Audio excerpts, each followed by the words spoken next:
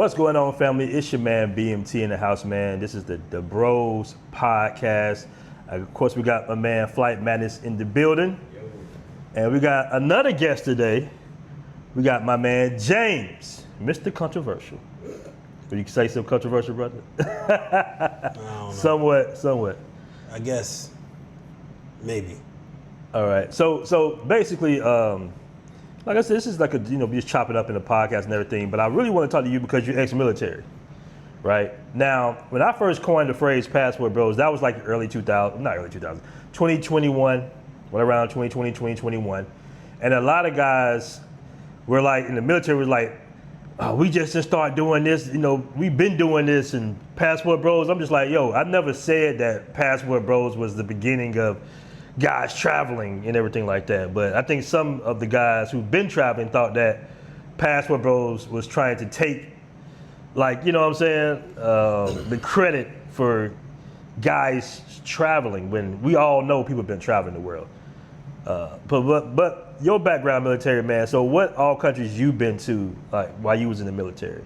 That's kind of that's when you first started traveling, right? That's when I first started traveling. When I was with the Navy, I mainly hit everything that's in the Mediterranean Sea. Went through the Straits of Gibraltar and the Suez Canal. Okay. And that's pretty much where I was circling. Of course, I got to go to Japan. I got to go to Australia. I got to go to Russia in my early years. But my feet got dry after that because I got hurt. So my feet were dry for a good portion of my military career. I'm done with it now. But I was traveling at a very early age as a teenager. Joined the Navy when I was 18 years old and was in the water by the time I was 19. So I really got it early. And the first thing I recognized when I went overseas, like a lot of brothers, is like, yo, they like us out here, man. It's like, they're not even talking to us like that. No one's talking crazy.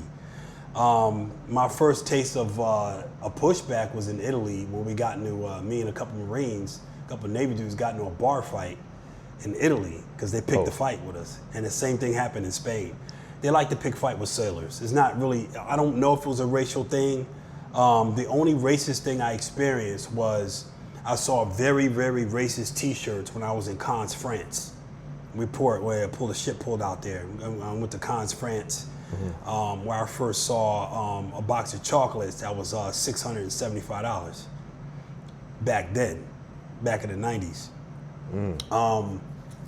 So that was my first dose of it. So most of these countries I was visiting, I felt like I was in another world because I started going to Navy when there was no internet. So hold on, you was traveling pre-internet. That's a whole different type of travel. That's a whole different type of travel. And here's even why. For you, a little bit, I got you. For you, because you went to China before, like Google Translate and all that dropped, right? Or was it already out? It was around, but it just wasn't good. Like now there was a point where I was in China and they came up with the technology where you could point the camera at something and it instantly translates. That was like life-changing back then. So, okay. Yeah. Absolutely. So you was traveling pre-internet days. Absolutely. Pre-Google Translate, pre-Google Maps. That's a whole type of traveling, guys. Just let y'all know. Because those things we kind of depend on. But yep. On the ship, we would learn little things like, where's the bathroom? What is your name? Would you like to have a drink with us?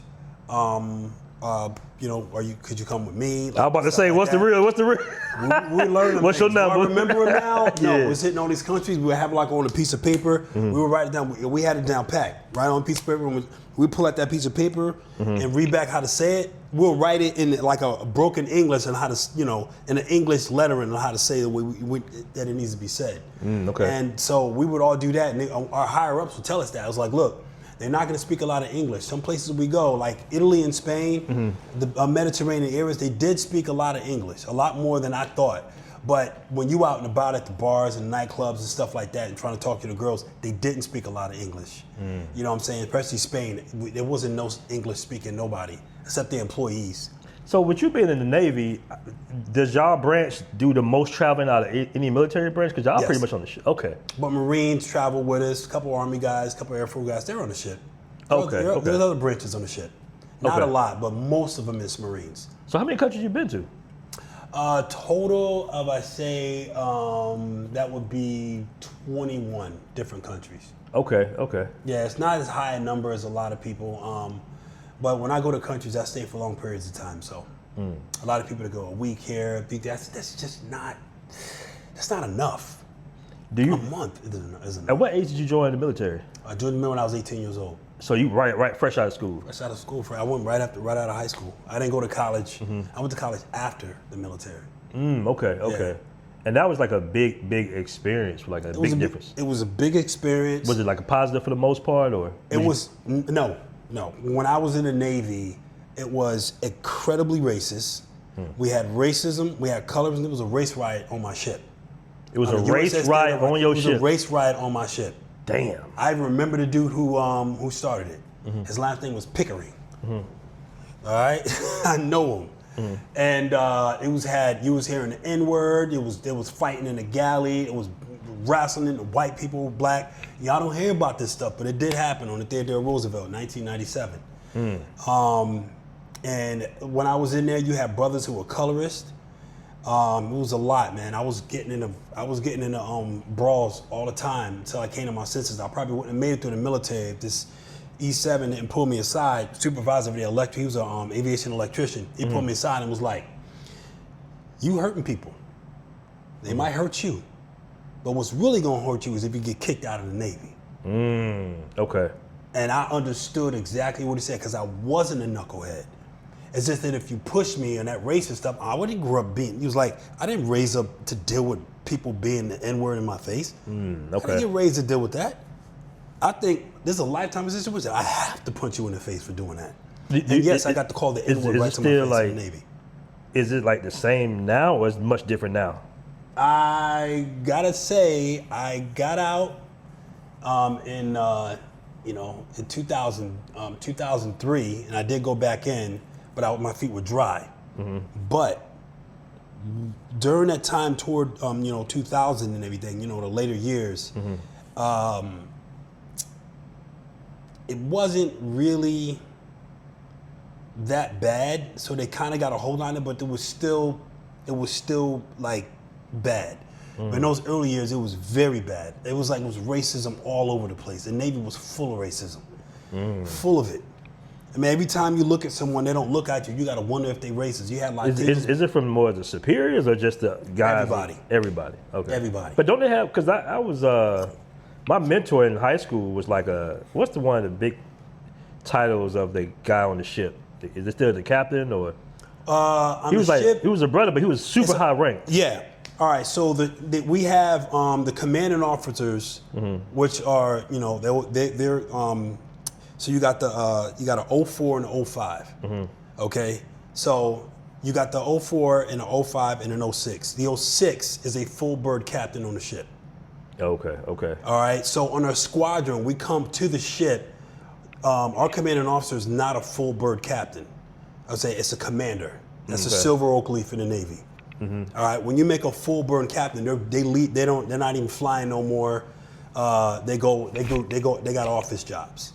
So there's a full bird captain that runs the ship, and he's over all the other officers. So we have. Was there any like black commanding officers though? Yeah. Okay. Yeah, absolutely. We have there's plenty of I wouldn't say plenty, but there are a lot of black officers in the military, and the reason why is because it's really hard to discriminate, but they do, and I'm gonna tell you exactly how they can discriminate you as a black person in the military and prevent you from moving up rank. Now, there's a certain set of training specifications that you need to attain in order for you to test out for that higher rank. Okay. Right? And there's a certain requirements, which means that you have to work on, like as a jet mechanic, you have to work on these parts. And there's a checklist. Have you removed and replaced this part? Have you properly tested? Utilized the equipment to test these parts to make sure that they're working right before you put it on a plane. All these things is checks. All they got to do is just keep having you sweep over there, send you TAD to wash dishes. Now, usually they do that to you when you're in trouble, but they can do that to you anytime they want. There's nothing to prevent them from doing that. Send you over here, do this, that, and the third, and by the time you 2 years done already passed. They got these other dudes sitting in the shop training the heck out of them, right? And then you both meet and you both test. From the outside, it look like you both on the same level. Okay. So you're gonna test lower. You're gonna test lower because you didn't do it. Okay. You know what I'm saying? And this person's gonna test high. So they'll say, well, you didn't test high enough, so we're just gonna pick him. Come back another time and just keep doing that until next thing you know, 4 years done pass. Okay, And but so this would be like overall though. This would be in the military sparked. Overall, was it beneficial to you to? Yeah, absolutely. Like to say, if you for the younger brothers, would it be if they wanted to go to the military? Would you suggest they go to the military or? I would definitely suggest that you have a whole plan. Okay. Like I will ask you first. Like here's a couple responses. Like you want to join the Navy. Cool. Okay, why do you want to join the Navy? And they need to answer that without you saying anything. They need to answer that purely, which means I want to join the Navy because I want to be in the Navy. And you got to say, oh, you just want to be a sailor. Okay, well then you got to ask them. Okay, you need to say your career path. What do you want to do? Now that needs to be a very clear answer than the other one, which means I just want to be in the Navy. Say, actually, no, everyone has a job in the Navy, and that's when you can kind of butter it up a little bit. Would you like to be a jet mechanic? Would you like to be a pilot, a doctor, a lawyer? Oh, they have those in there? Absolutely. There's everything in the thing because the branch has to be a self-running, governing system, which means they don't need to go on the outside for everything. But of course, we all know there's a lot of contractors that do jobs in the military because there's a lot of people who aren't doing these things. Because everyone wants to do this, and this, and this, and no one wants to do all these jobs, so they get contractors. So that's the one that will get people. They say, okay, well, and that's when you can say you join the military and you become a lawyer. So you have to game plan after the military because after 20 years, you're going to reach a certain age. They're going to retire you out. They're going to force retire you anyway. Or you stay in for a longer period of time, which most people don't. Maybe you do 4 or 5 years or 8 years and now you want to get out. So after 4 or 5 or 8 years, you make sure that what you've done is enough for you to just say, now I don't want to be the lawyer in the military anymore. I can go right out to the civilian world and still be a lawyer. Mechanical engineer, electrical engineer, software engineer, all these wonderful jobs have a great future so that you will have no need to go back into the military to beef yourself up so that you're ready for the world afterwards. So that's a conversation I've had with a lot of young ones who see that I was in the military and now they want to join. It's the same conversation. And you could use exactly what I said to present to someone, a young one that says they want to join the military, because the problem is when they say I just want to be in the Army, they might end up with a grunt job. They're not going to like it. They're going to pick up some really negative morale about life, and it can really kill their vibe of being a professional in the workforce. Okay. And as a result of that, they may end up just doing 4 years and get out with nothing. Or get mad and get into a fight and get kicked out. Now they got less than nothing. So a lot of things, so you never let a young one go into any branch of the service, just say, I just want to be a sailor, I just want to be in the Army, or anything like that. It doesn't work. What's good, family? Make sure to check out the official Passport Bros merch store.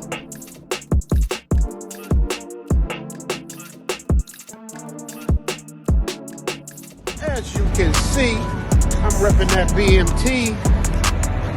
No matter where I go, no matter where I be.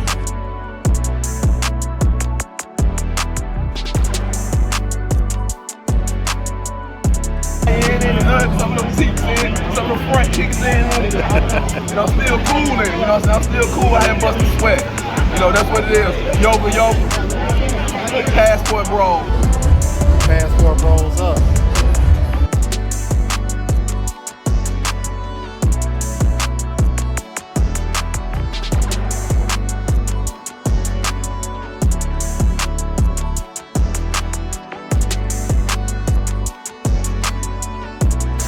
University in the building. Shout out to my boy BMT, man. Yeah, go cop the new merch.